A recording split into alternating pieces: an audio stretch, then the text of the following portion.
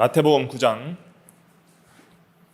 9절부터 13절까지 같이 읽도록 하겠습니다. 시작. 예수께서 그곳을 떠나 지나가시다가 마테라 하는 사람이 세관에 앉아 있는 것을 보시고 이르시되 나를 따르라 하시니 일어나 따르니라.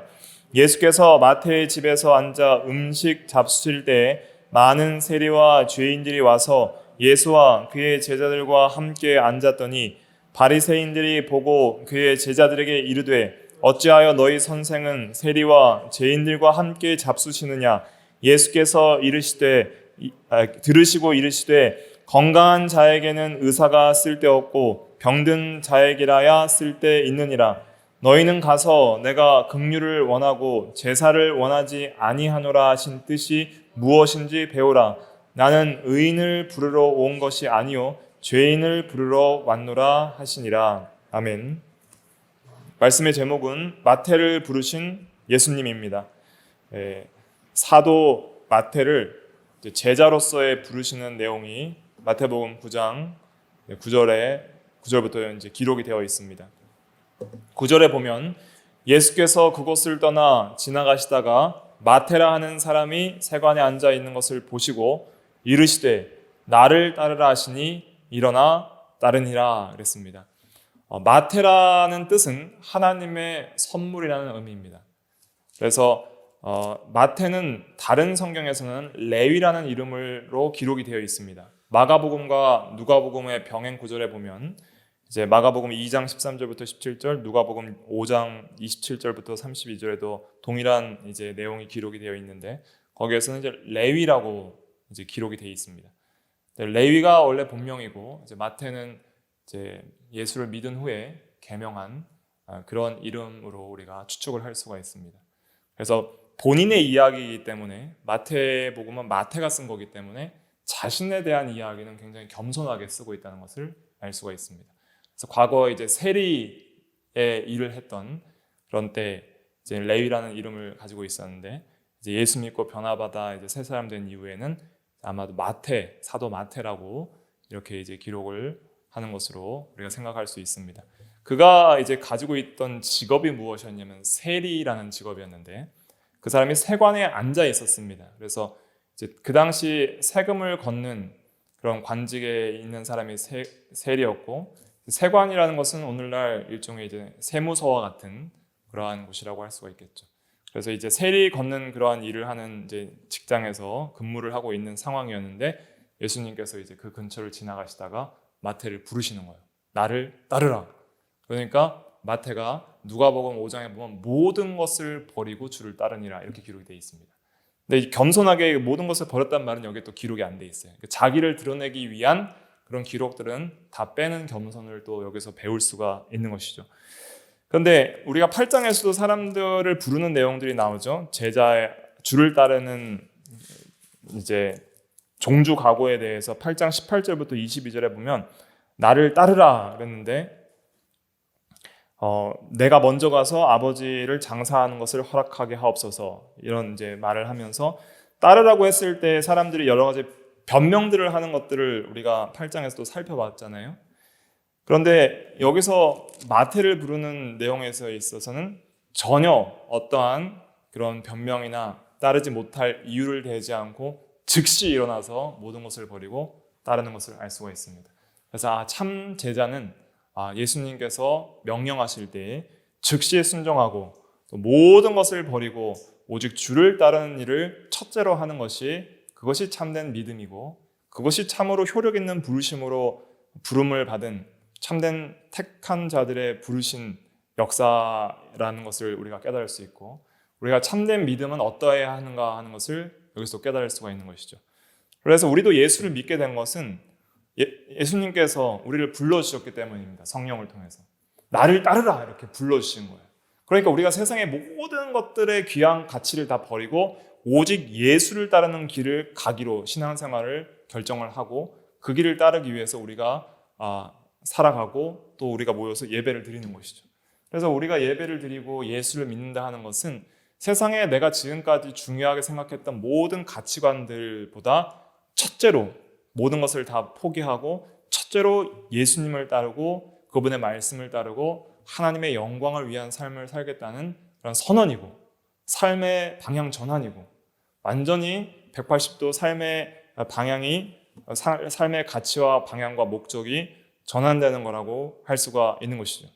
그래서 참으로 예수 그리스도를 아는 지식이 가장 고상함을 인하여 모든 것을 배설물과 같이 여기는 것은 내가 그리스도를 얻고 그 안에서 발견되는 것이 목적이라고 했습니다. 사도 바울이 빌립보서 3장에서.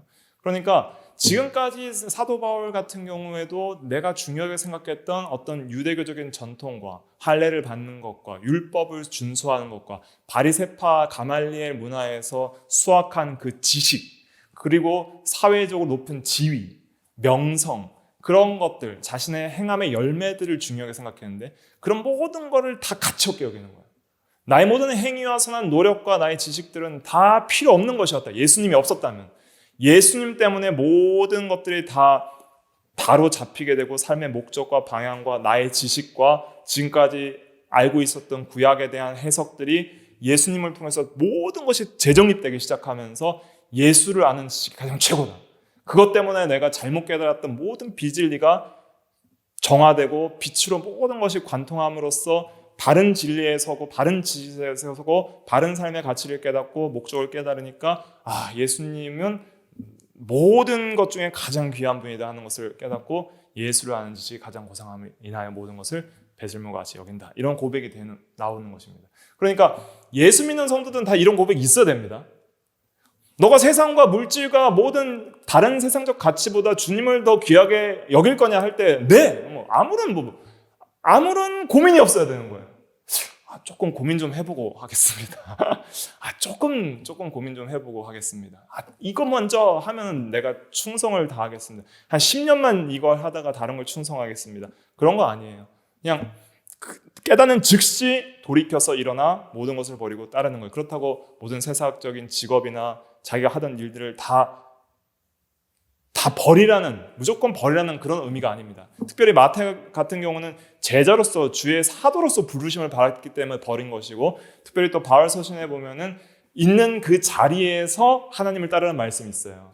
네가 종이었으면 종된 자리에서 바로 하고, 네가 어떤 직업에 있든지 그러한 것들이 하나님의 법에 잘못된 것이 아니라면은, 그러나 그런 것들을 세상 일도 충실히 하면서 너의 신앙을 이제 신앙으로 믿음으로 주님을 따르는 일로 주님을 따르는 신앙으로 살아라. 이제 이런 말씀도 있는 것입니다. 그래서 이것을 혹시 잘못 해석해서 지금까지 하던 모든 일을 다 때려치우고 새로운 직업을 찾아라. 이런 의미는 아니다 하는 것을 기억을 해야 된다는 것이죠. 특별히 이제 목회자로서나 특별히 어떤 사도로서나 특별한 주의 어떤 사역자로서의 부르심 외에는 우리가 있는 자리에서 충성을 하면서 또 하나님의 인도를 구하면서 이제 자기의 삶에 있어서의 신앙이 전환되고 또 예수 중심의 삶으로 변환되는 그런 것이 먼저 중요하고, 그 다음에 이제 앞으로의 어떤 직업적인 부분들은 또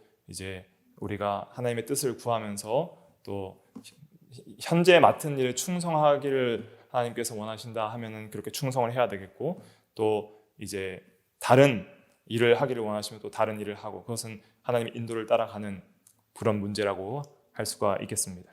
그래서 또 여러 가지 이제 고린도전서에 그런 예들이 나와 있는데, 만약에 이제 예수를 안 믿는 두 부부가 있었는데 한 편이 믿게 됐어요. 그럴 경우에는 무조건 남편과 아내를 버리라는 거예요? 그게 아니죠. 만약에 너를 인하여서 구원을 할지를 어떻게 아느냐? 남편이 너를 버리고자 하지 않으면은 함께 살으라는 거예요. 그게 성경이에요. 근데 남편이 예수 믿는 것 때문에 너를 핍박하고 너를 버릴 때는, 그때는 뒤도 돌아보지 말고 떠날 수 있다. 그런 거예요. 이제 그렇게 이제 해석을 하는 것들을 우리가 또 실제 생활에서 잘 적용을 해서 이해를 해야 되겠습니다. 세리라는 것은 그 당시에 이제 창녀와 같이 가장 유대 사회에서 악한 죄인으로 취급을 받았습니다. 왜냐하면 그 당시 이제 로마가 지배하는 상황에서 세리들이 한 일들이 뭐냐면, 위에서 이제 세금을 징수하라는 명령을 받았을 때 징수액만큼만 징수를 하면 되는데, 세리들은 자신이 이익을 얻기 위해서 징수액 이상의 것을 착취를 해서 그 차액을 자기의 소득으로 삼았던 사람들이에요. 그러니까 그 당시 세리는 굉장히 다들 부자입니다. 많은 것들을 징수해서 자기의 이익을 삼고 필요한 것만 이제 국가에 헌납을 했기 때문에, 그래서 이제 적대국을 위해서 세금을 징수했을 뿐만 아니라 과도한 세금을 착취함으로써 백성들에게 이제 미움을 샀어요. 매국노일 뿐만 아니라 백성들의 돈을 착취하는 그러한 사람으로서 이제 창기와 동급의 어떤 죄인으로 이렇게 유대 사회에서 특별히 바리새인들은 세리를 죄인으로 취급을 했던 것이죠. 그래서 마태 역시 이제 다른 세리와 마찬가지로 이렇게 백성들에게 죄인을 취급을 받고 또 비난을 받고 있는 상황에서 예수님이 마태를 부르신 것은 굉장히 파격적 부름이라 할 수가 있겠습니다. 그러니까 어부를 부른 거는 그나마 이해를 할 수 있는 부분이에요. 어부는 높은 그런 관직에 있는 사람들이 아니라 평민이고 또 이렇게 천한, 그 당시 생각하기에는 그렇게 높은 일을 하는 일이 아니잖아요. 어부라는 일은. 근데 어부라고 해서 죄인 취급은 하지 않았어요. 베드로나 안드레나 야고보나 요한은 어부로서 불렀기 때문에 죄인 취급받은 사람들은 아니었지만 세리를 불렀다는 것은 그 당시 굉장히 파격적인 전도였던 것이죠. 그러니까 오늘날 뭐 굳이 예를 들자면 우리가 전도 대상으로 이제 꺼려할 만한 그런 사람들 중에 또 죄인들 중에 그런 사람들을 또 전도를 해서 또 하는 경우들, 뭐 그런 식으로 또 우리가 조금 이해를 해볼 수는 있지만은, 그러나 이 당시 이제 이 바리새인들이 세리에 대해서 가지고 있던 인식들은 절대 함께 할 수 없는 사람, 그러니까 함께 자리도 같이 앉아도 안 되고 같이 먹어도 안 되는, 그냥 함께 할 수 없는 그런 사람으로 취급을 받던 사람들이었기 때문에 예수님께서 마태를 부르신 것은 굉장히 파격적인 그러한 일이었다 하는 것을 이해를 해야 됩니다.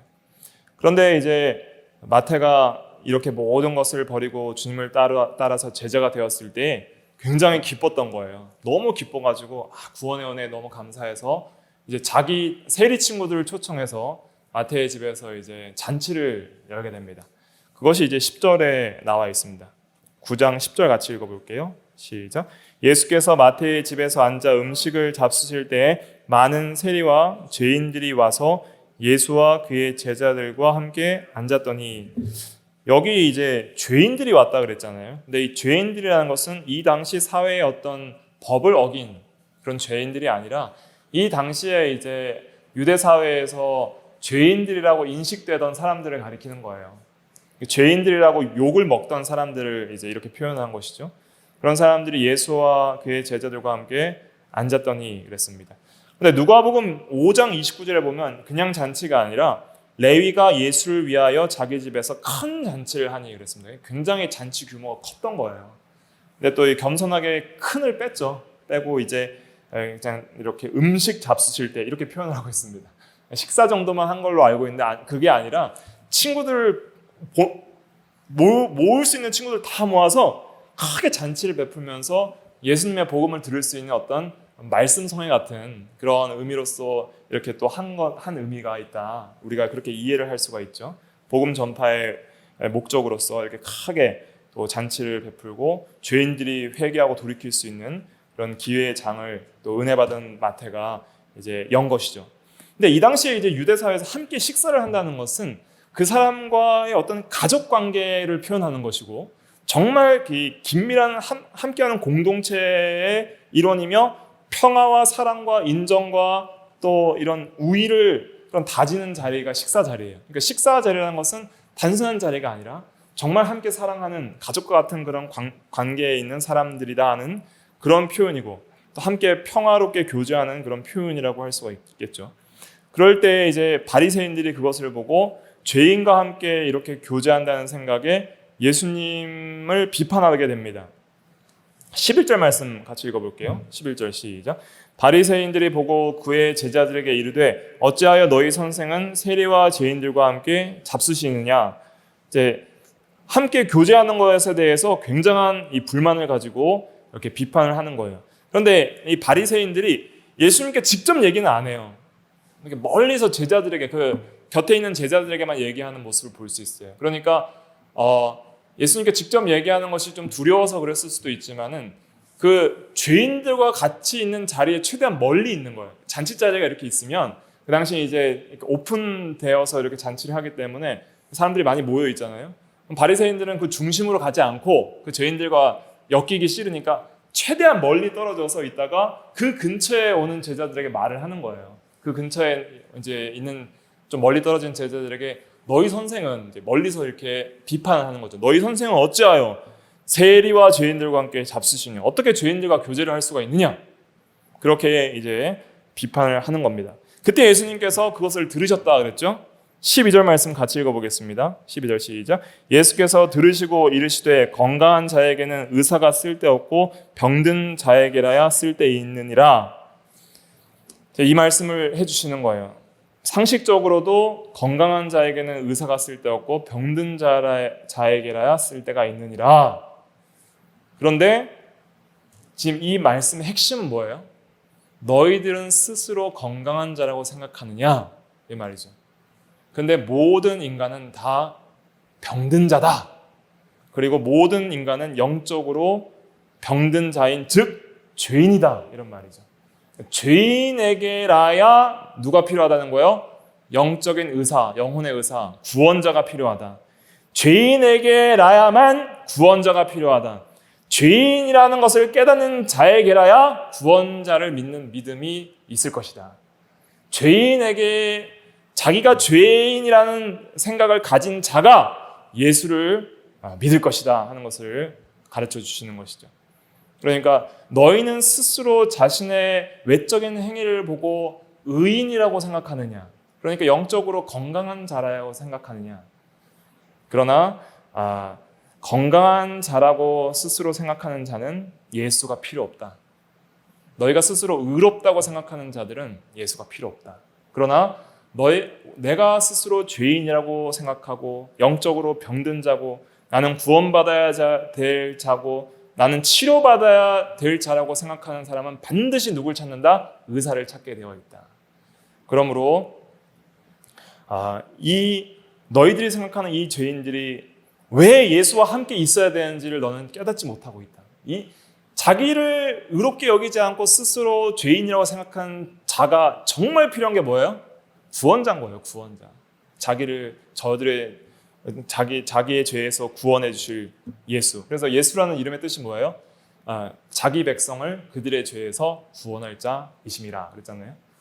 그러니까 이제 예수님께서는 모든 인간이 전적으로 부패하고 타락했고 모든 인간은 반드시 구원받아야 될 존재인 죄인들이다 하는 것을 깨달아야 되는데 이 당시에 바리새인들은 자신을 건강하다 생각했고 의롭다고 생각했기 때문에 예수님을 배척하고 자신의 어떤 죄를 깨닫지 못했기 때문에 예수 그리스도를 믿지 않았던 것이죠. 그래서 우리는 이 사실을 통해서 참으로 자기가 구원받아야 될 죄인임을 깨닫는 것이 얼마나 중요한지를 여기서 배우게 되는 거예요. 그런데 오늘날 사회에는 긍정의 힘을 이제 요구하잖아요. 조엘 오스틴의 긍정의 힘. 그 목사는 예수로만 구원받는다는 그런 구원을 믿지를 않아요. 긍정의 힘이라는 책을 쓴 사람도 있고 또 오늘날은 자기의 어떤 잠재력을 개발해서 내가 할 수 있다는 믿음이 있으면 할 수 있다는 걸 가르치잖아요. 대부분의 자기개발서들은 그런 걸 가르치는 거예요. 그게 반기독교적이에요. 그러니까 우리는 내게 능력 주시는 자 안에서 내가 모든 것을 할 수 있느냐 이건 신적 자신감이지만은 내 스스로의 힘으로 내가 할 수 있다는 것은 굉장히 알미니안주의적인 것이고 그거는 굉장히 인본주의적인 것입니다. 그런데 바리새인들이 그런 걸 갖고 있었던 거예요. 그러니까 내 스스로의 의로움과 내 스스로의 능력으로 하나님 앞에 인정받을 수 있는 의를 행할 수 있다. 그렇게 생각을 한 거예요. 그래서 자신의 의를 쌓는 행위를 하면서 하나님의 의에 복종하지 않고 하나님의 의를 모르기 때문에 예수님을 의지하지 않았던 것이죠. 열심은 있었어요.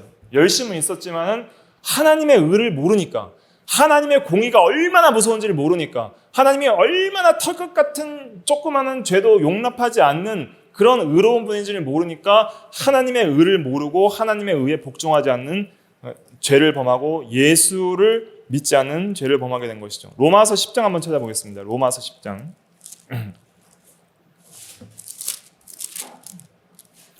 로마서 10장 1절부터 4절까지 읽어볼까요? 1절부터 4절까지 10장 1절부터 4절 시작. 형제들아 내 마음에 원하는 바와 하나님께 구하는 바는 이스라엘을 위함이니 곧 그들로 구원을 받게 함이라. 내가 증언하노니 그들이 하나님께 열심히 있으나 올바른 지식을 따른 것이 아니니라. 하나님의 의를 모르고 자기 의를 세우려고 힘써 하나님의 의에 복종하지 아니하였느니라. 그리스도는 모든 믿는 자에게 의를 이루기 위하여 율법의 마침이 되시니라. 아멘. 하나님의 의를 모르니까 뭘 세워요? 자기 의를 세우는 거예요. 이게 굉장히 중요합니다. 하나님이 누구신지를 모르니까 하나님이 의롭다고 여기는 그 의의 기준이 얼마나 높은지 하나님의 그 신적 기준을 모르니까 자기는 요 정도 의를 세우면 하나님께 인정을 받을 수 있고 천국 갈 수 있겠지라고 생각을 하는 거예요. 근데 어떤 인간도 하나님 앞에 감히 자기 의를 세워서 인정받을 수 있는 인간이 있어요, 없어요? 없습니다. 의인은 없나니 하나도 없고 선을 행하는 자는 없다 그랬습니다. 하나님께서 창세기 6장에 보면 사람의 마음에 계획하는 것이 항상 악함을 보시고, 그러니까 우리 마음에 생각하는 모든 생각들이 악함을 하나님은 다 보시는 거예요.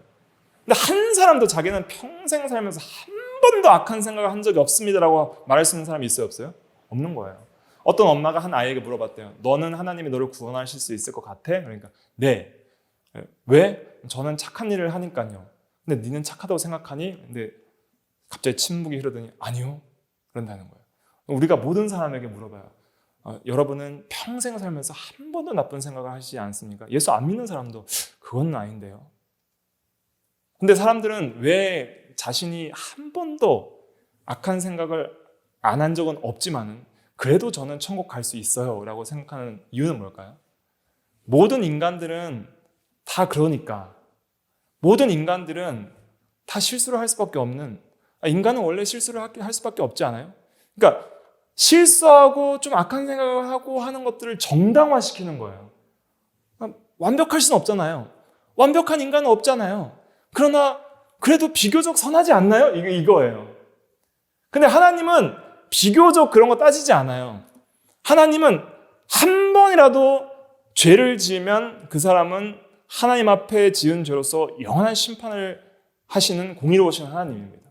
그렇기 때문에 우리가 하나님 앞에 우리의 죄가 얼마나 더럽고 추악한 죄이며 가장 높으신 하나님에 대한 대신죄이기 때문에 그 신죄에 대한 형벌이 가장 무한하고 영원한 지옥 형벌일 수밖에 없다는 것을 우리는 이해를 해야 되는 거예요.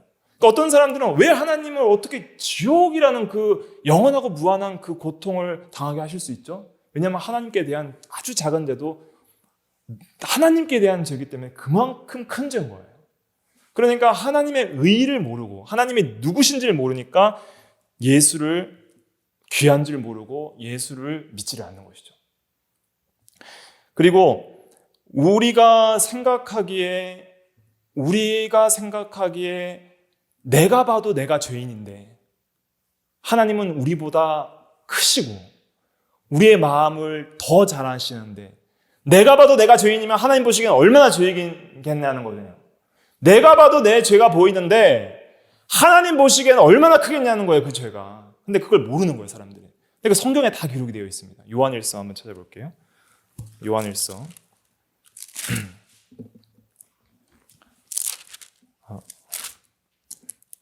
요한일서 3장. 요한일서 3장 20절과 21절입니다. 그러니까 19절부터 읽어야 되는데 19절부터 21절까지 읽어볼게요. 요한일서 3장 19절부터 21절. 의미를 생각하며 읽어볼게요. 시작. 이로써 우리가 진리에 속한 줄을 알고 또 우리 마음을 주 앞에서 굳세게 하리니 이는 우리 마음이 혹 우리를 책망할 일이 있어도 하나님은 우리 마음보다 크시고 모든 것을 아시기 때문이라. 사랑하는 자들아, 만일 우리 마음이 우리를 책망할 것이 없으면 하나님 앞에서 담대함을 얻고. 여기서 중요한 건 무엇이냐면 19절에 보면 우리 마음을 누구 앞에서 굳세게 하리니? 주 앞에서 굳세게 하느니, 스스로 굳세게 하는 것이 아니라 주 앞에서 진리에 속한 줄 알고 굳세게 하리니, 만일 우리 마음이 혹, 이제 해석을 잘해야 됩니다. 여기 좀 번역이 좀 헷갈리게 돼 있어요. 만일 우리 마음이 혹 우리를 책망할 일이 있다면, 이런 말이에요. 책망할 일이 있다면 하나님은 우리 마음보다 크시고 모든 것을 아시기 때문에 얼마나 더 책망할 일이 많겠느냐, 이런 뜻입니다. 이 말씀은. 그러니까 내가 만약에 내 스스로 책망할 일이 있다면 하나님은 우리 마음보다 크시고 모든 것을 아시기 때문에 얼마나 더 그 책망을 할 일이 많이 있겠느냐. 그러나 사랑하는 자들아, 우리 스스로 우리 마음에 책망할 일이 없도록 힘써 은혜를 따라서 선을 행하려고 한다면은 우리는 그때서야 그래도 비로소 하나님 앞에 담대함을 얻게 될 것이다. 하나님이 인정하기에 너는 완전하다라는 그런 인정을 받지 못할지언정, 그러나 우리 마음에 최소한 스스로가 책망할 일이 없어야, 그래야지 담대함을 얻게 될 것이다. 그런 이제 의미로서 말 증거함으로써 스스로도 책망할 것이 없도록 그렇게 힘써 진리를 굳게 주님 앞에서 마음을 다해서 세워 나가야 된다 하는 것을 말을 하고 있는 거예요. 그럼 이 당시 바리새인들은 자기가 생각하기에 책망할 게 없었겠습니까? 외부적으로는, 행위로는 다른 사람에게 흠잡을 일을 들키지 않고 살았겠죠. 그러나 자기 스스로도 온갖 죄를 다 짓고 마음속에 죄를 짓고 살았던 거예요. 그러면서 권모술수를 통해서 온갖 비밀리의 죄악들을 짓고 살았던 것이죠. 그래서 예수님께서 바리새인들을 책망하시길, 회칠한 무덤이요, 겉은 깨끗하나 속은 썩어 있다고 책망을 하셨던 것이죠. 그러니까 회칠했다는 것은 당시 이제 무덤에 그 석회칠을 하얗게 하거든요. 근데 겉은 하얗게 이렇게 순하얀 석회로 칠을 했다 해서 속은 깨끗하진 않죠. 속은 썩어 냄새가 나는 시체가 가득하죠. 그러니까 바리새인들의 상태를 그렇게 비판을 하신 거예요. 외식으로 겉은 포장하지만 속은 온갖 악함을 품고 죄악을 짓는 그런 바리새인들의 죄악을 책망을 하셨죠.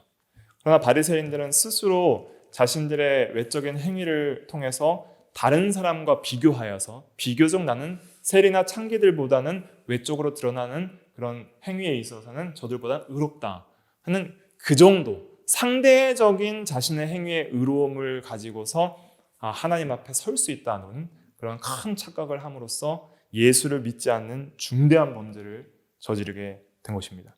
그러나 세리와 창기인들은 외적인 죄로 말미암아 오히려 자기의 내적인 죄를 더 깊이 깨닫게 됐고, 그리고 나는 예수 없으면 소망이 없다는 그러한 자신의 현실을 깊이 깨닫고 이제는 예수를 믿는 그런 일에 바리새인들보다 앞장서게 된 것이죠.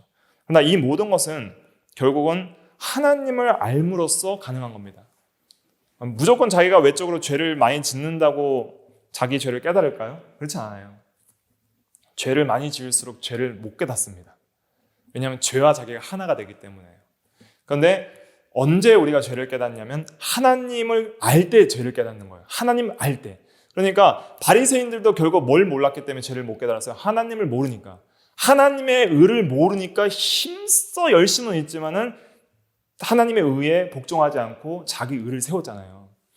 그리고 실제적으로 죄를 짓는 세리들도 이 당시에 믿지 않는 세리들도 창녀들도 있었을 테니까 그 사람들도 자기는 죄를 짓지만은 자기의 죄가 얼마나 하나님 앞에 큰 죄인지를 모르니까, 하나님의 의를 모르니까 예수님을 믿지 않았던 것이죠. 그러나 누구든지 예수를 믿는 자들은 하나님을 아는 자들입니다. 하나님 앞에 내가 얼마나 죄인인지를 알고 회개하고 믿는 자들이죠. 실제적으로 우리가 경건하다고 생각하는 이사야나 또 사도 요한 같은 경우에도 하나님을 만났을 때 나의 죄가 드러났을 때 화로다 나여 망하게 되었도다 이렇게 말을 했거든요. 이사야 6장에도 보면은 그 이사야 선지자가 하나님을 배웠을 때 망했다. 내가 얼마나 큰 죄인지를 깨닫게 되었다. 난 죽었다. 이렇게 이제 그렇게 고백할 때 이제 나는 입술이 부정하고, 그러니까 입술로 자기가 지은 죄들을 생각을 한 거죠. 내가 입술로 하나님의 영광을 위하여 말하지 않는 것이 얼마나 많았던가. 입으로 지은 죄들이 하나님 앞에 생각이 난다 할 때 제단 숯불을 통해서 천사가 입술에 대니까 내 죄가 사하여졌느니라. 그러니까 예수 그리스도를 통해서 너의 입으로 지은 죄도 내가 사하노라는 뜻이에요. 그래서 찬송가에서 제단 숯불레 입술에 대니 어찌 주저할까 주여 나를 보내주셔서 하는 그 의미는 이사야 선지자의 이사야 6장의 고백을 이제 이렇게 찬송으로 부르는 건데, 그런 제단 숯불을 댈 때 제단이 상징하는 바 예수 그리스도의 대속의 그 피가 우리의 모든 마음과 행위와 입술로 지은 죄까지도 다 사한다는 의미로서 그렇게 이제 찬송가로 표현을 한 거예요. 그리고 천사가 이렇게 제단 숯불을 대는 그 진리를 그렇게 우리가 이해를 하면 되는 것입니다. 그래서 우리가 여기서 중요한 건 이걸 알아야 됩니다. 우리가 왜 스스로 회개를 잘 하지 않을까? 우리가 회개를 한다고 하지만은 내가 스스로 책망할 것이 생각날 때만 회개하죠. 스스로 좀 책망할 것이 생각이 안 나면 회개를 잘 안 하잖아요. 근데 회개를 왜 잘 안 하냐면 하나님이 누구신지를 잘 모르고 하나님 앞에서 잘 살려고 하지 않기 때문이에요. 그러니까 항상 하나님을 의식하고 하나님 앞에서 자기의 어떤 삶을 점검하기를 계속 게으르지 않게 하면은 내가 얼마나 부족한지를 더 깊이 알게 되는 것입니다. 하나님은 하지 말라는 것을 안 하는 정도로서 의롭다고 하시는 분이 아니에요.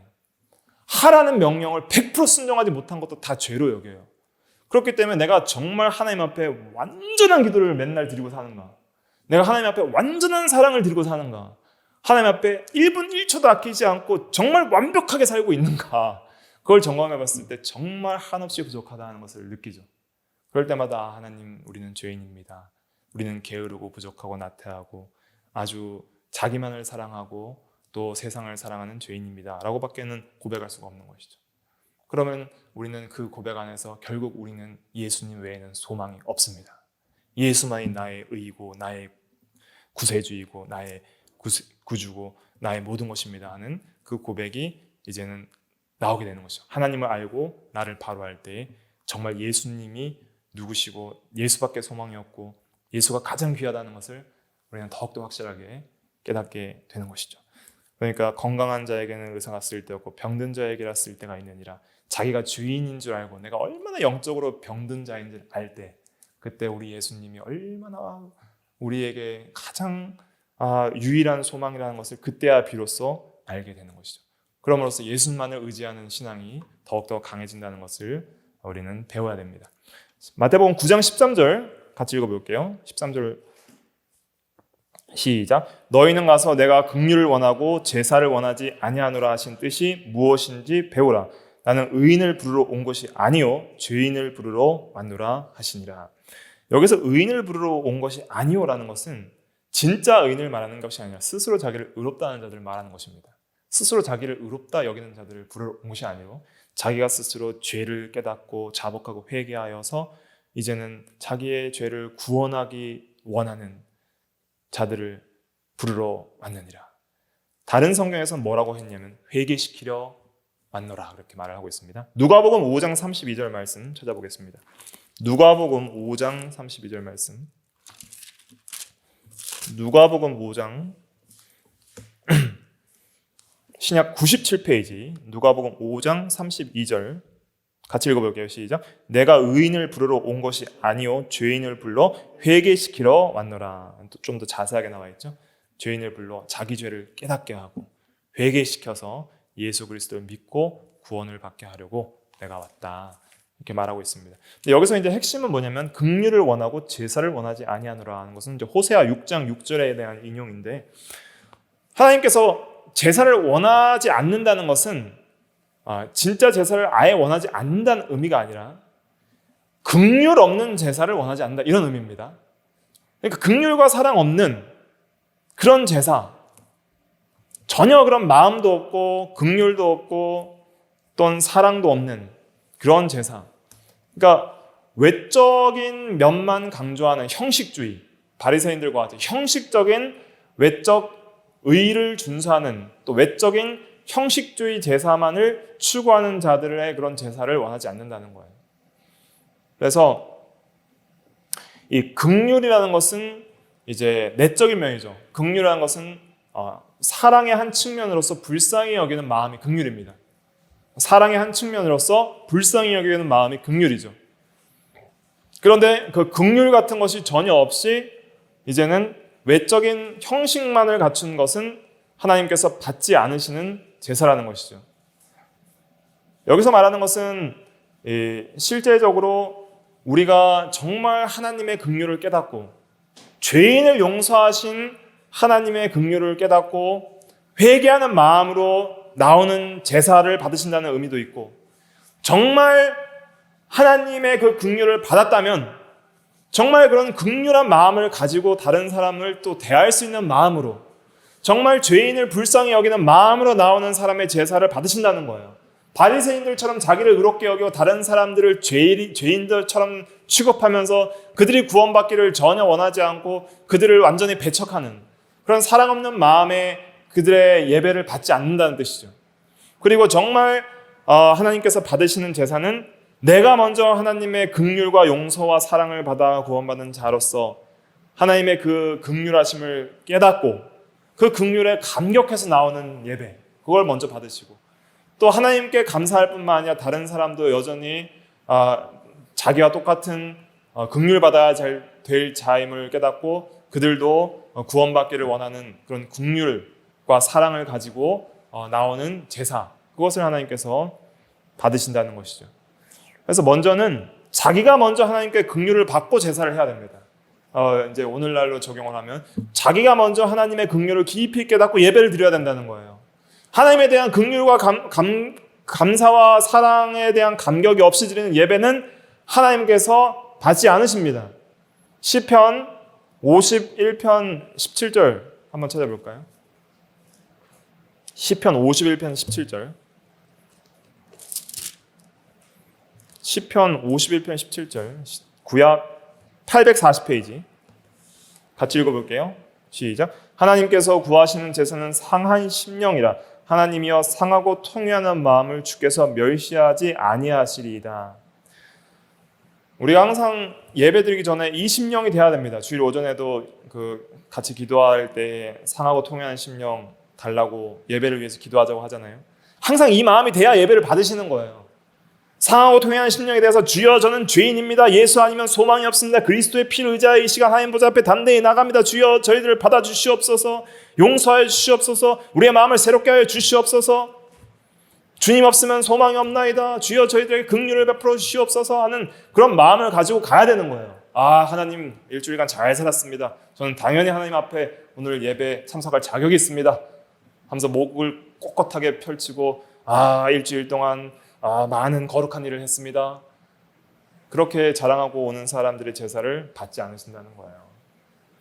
상하고 통회하는 심령, 상한 심령, 겸손한 심령, 예수 그리스도만을 의지하는 심령, 그런 마음을 하나님 보십니다. 그리고 그 예배를 받으시는 거예요. 예배를 받으신다는 것은 그 사람과 그 사람이 드리는 예배와 그 사람 전체를 받으신다는 뜻이 있습니다. 가인의 제사는 받지 않으시고 아벨의 제사는 받았다 했을 때 가인과 가인의 제사를 받으시고 가인과 가인의 제사는 받지 않으시고 아벨과 아벨의 제사는 받았다 그랬어요. 그러니까 드리는 예배뿐만 아니라 그 사람도 받으시고 안 받으신다는 게 그 예배를 통해서 결정이 되는 거예요. 그러니까 우리가 단순하게 드리는 예배가 아닙니다. 우리가 이 예배를 드릴 때 우리가 몇 사람이 모였든지 이 예배가 하나님이 받으시는 만한 예배가 될 때에는 우리 자체도 하나님이 받으시는 거예요. 우리 자체도 하나님이 용서하시고 우리에게 사랑을 베풀어 주시고 우리에게 은혜를 베풀어 주시고 우리와 함께 하여 주시고 우리에게 은혜를 베풀어 주시고 우리의 하나님이 되어주시는 예배가 있고, 어떤 사람들은 실컷 예배를 드리는데 거기에 하나님이 받지 않으세요. 그 사람도 받지 않으시고 그 사람과 함께 앉지 않으시고 그 사람의 하나님이 되어주시지 않으세요. 나는 너희를 모른다 하시는 거예요. 그냥 어떤 사람들의 예배는 난 너희를 아노라, 내가 너희를 사랑하노라, 내가 너의 하나님이 되고 나의 의로운 오른손으로 너를 붙들리라 하는 예배가 있어요. 어떤 예배가 될 것인가? 거기에 핵심은 상하고 통하는 심령으로 예수 그리스도를 의지하여서 나가는 그 믿음의 예배가 있는가? 말씀대로 드리는 예배인가? 성령으로 드리는 예배인가? 영적인 예배인가? 거기에서 판가름이 나는 것이다 하는 것을 알 수 있습니다. 우리가 만일 죄가 없다고 고백하면 스스로 속이는 거라고 했습니다. 이 정도 됐으면 이제 죄가 없습니다. 완전 성화를 웨슬리안 신학에서는 주장을 해요.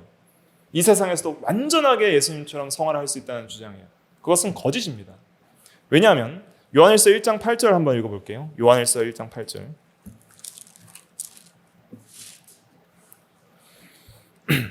요한일서 1장 8절 같이 읽어볼게요. 시작. 만일 우리가 죄가 없다고 말하면 스스로 속이고 또 진리가 우리 속에 있지 아니할 것이요 죄가 없다고 말하면 스스로 속이는 거예요. 누구도 죄가 없다고 오늘 예배 시간에는 전 죄가 없습니다라고 말할 수 있는 사람 없습니다. 모든 사람은 다 하나님 앞에 허물과 죄들이 구원받은 이후에도 옛사람이 남아있기 때문에 남아있는 거예요. 그러나 우리는 날마다 예수 그리스도의 피를 의지해서 우리는 죄를 자백하고 나가야 되는 거죠. 요한일서 1장 9절 읽어볼게요. 9절 시작. 만일 우리가 우리 죄를 자백하면 그는 미쁘시고 의로우사 우리 죄를 사하시며 우리를 모든 불의에서 깨끗하게 하실 것이요. 그래서 우리는 죄를 자백하고 예수를 의지하고 나아가면은 그는 미쁘시고 의로우사 우리 죄를 사해 주신다 그랬어요. 모든 불의에서 깨끗하게 해 주신다 그랬습니다. 그래서 항상 상하고 통회하는 심령, 겸손한 심령, 또 긍휼을 구하면서 우리가 긍휼 받은 자로서 하나님의 긍휼 받은 자로서 용서 받은 자로서 매일 매 순간을 긍휼을 또 구하면서 그렇게 하나님 앞에 나갈 때 그 예배를 받으시는 거예요. 그 기도를 들으시고 그 찬양을 받으시고 그의 삶을 받으시고 그가 드리는 예배를 받으시는 거예요. 근데 왜 죄가 많은데 죄가 없는 것처럼 보이는가?